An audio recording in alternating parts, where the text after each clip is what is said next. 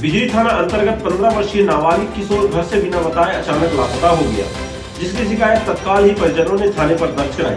थाना प्रभारी ने मामले को गंभीरता से लेते हुए साइबर की मदद से चंद घंटों के अंदर नाबालिग किशोर को दस्तयाब कर परिजनों से मिलाने का काम किया है। बिजली थाना अंतर्गत एक 15 वर्षीय नाबालिग किशोर अचानक घर से लापता हो गया। आनंद फानन में परिजनों ने इसकी शिकायत बिजली थाने पर दर्ज कराई, जिस पर पुलिस ने मामला दर्ज करते हुए एक टीम गठित कर जल्द ही जांच शुरू कर दिया।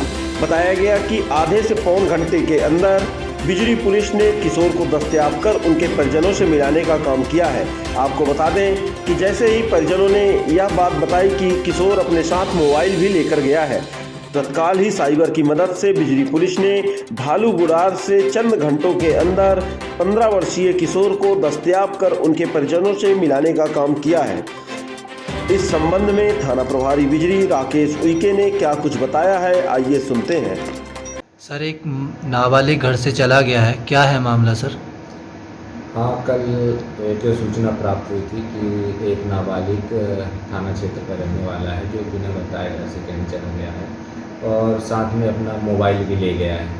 तो सूचना पर हमने साइबर सेल से उसकी लोकेशन ट्रेस किया, तो ये भालू गुड़ार में उसका लोकेशन आया, तो हमने उसे आधा पौन घंटा में दस्तयाब कर लिए हैं। उसके बाद फिर उसके परिजनों को सुपुर्द कर दिया गया है। सर, जो नाबालिग घर से चले जाते हैं उनके गार्जियन को क्या संदेश देना चाहते हैं आप सर? मैं तो यही संदेश देना चाहता हूँ कि जो उनके गार्जियन हैं अपने बच्चों से अच्छा मित्रवत व्यवहार करें। किसी प्रकार की कोई भी समस्या यदि बालक को आती है तो वो अपने मम्मी पापा से शेयर कर सकें।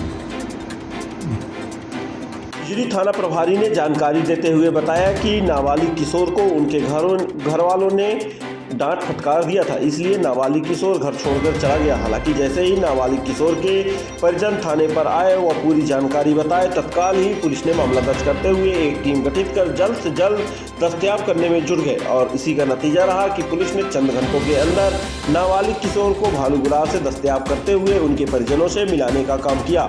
परिजनों ने भी पुलिस का धन्यवाद कहा है। परिजनों ने कहा है कि जिस प्रकार से पुलिस ने लगन के साथ हमारे नाबालिग किशोर को दस्तयाब कर हमसे मिलाने का काम किया है, इसके लिए बिजली पुलिस को हम धन्यवाद देते हैं।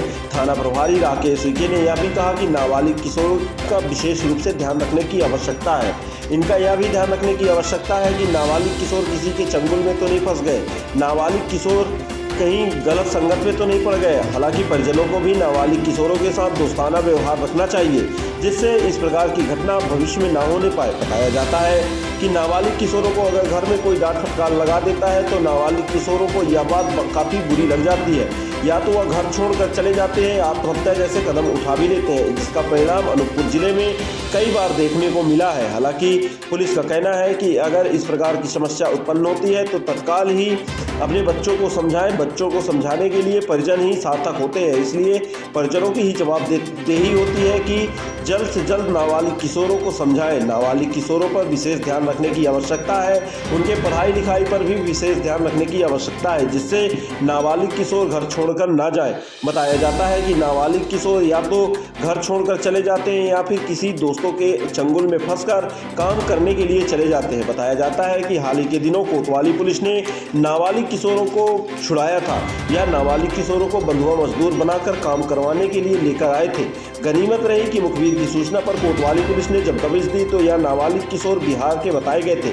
हालांकि पुलिस ने नाबालिग किशोरों को दस्तयाब करते हुए अज्ञात आरोपियों के विरुद्ध मामला पंजीबद्ध किया था, लेकिन अभी तक उन आरोपी पुलिस के हत्थे नहीं चढ़े हैं। बताया जाता है कि नाबालिग किशोरों को आरोपीगण बहला फुसला कर ले जाते हैं और उन्हें बंधुआ मजदूर जैसे कामों में लगा देते हैं, जिससे वह आरोपियों के चंगुल से कभी भी निकलकर सामने नहीं आ पाते।